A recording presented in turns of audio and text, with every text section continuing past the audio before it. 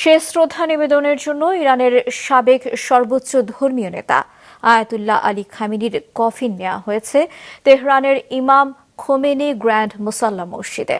সেখানে শেষ শ্রদ্ধা জানাতে জড়ো হয়েছেন দেশটির জনগণ এবং আমন্ত্রিত অতিথিরা।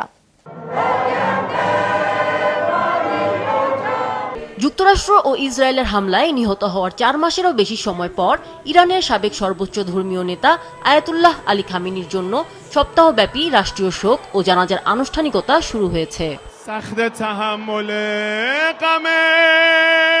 শুক্রবার সকালে তেহরানের ইমাম খোমেনি গ্র্যান্ড মুসাল্লা মসজিদে তার কফিন সর্বসাধারণের শ্রদ্ধা নিবেদনের জন্য নেওয়া হয়। সেখানে তার মরদেহ রাখা হবে 3 দিন। গ্র্যান্ড মুসাল্লায় খামেনির মরদেহের পাশাপাশি তার পরিবারের অন্য সদস্যদের মরদেহ রাখা হয়, যারা ফেব্রুয়ারি মাসে যুক্তরাষ্ট্র ও ইসরায়েলের যৌথ হামলায় নিহত হয়েছিলেন।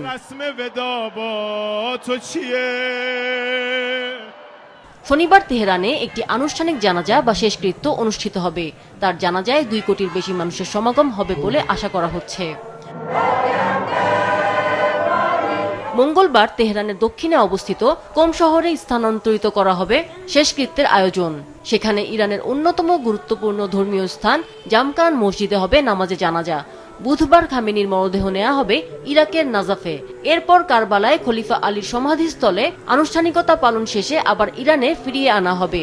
বৃহস্পতিবার নিজ শহর মাশহাদে দাফন করা হবে খামেনিকে। ইরানের সাবেক সর্বোচ্চ ধর্মীয় নেতা শেষকৃত্য অনুষ্ঠানে পাকিস্তানের প্রধানমন্ত্রী শাহবাজ শরীফ, রাশিয়ার সাবেক প্রেসিডেন্ট সহ অন্তত 100টি দেশের রাষ্ট্রীয় প্রতিনিধিরা অংশ নেবেন। তেহরানের সরকারি বেসরকারি অফিস আদালত শনি থেকে সোমবার পর্যন্ত বন্ধ রাখার নির্দেশ দিয়েছে সরকার। এছাড়া শহরের বেশিরভাগ এলাকায় ব্যক্তিগত গাড়ি চলাচল বন্ধ থাকবে। তেহরানের আকাশসীমা শুক্রবার থেকে আংশিক এবং সোমবার পুরোপুরি বন্ধ রাখা হবে। আমিনা লুসি, মাছরাঙ্গা, নিউজ ডেস্ক।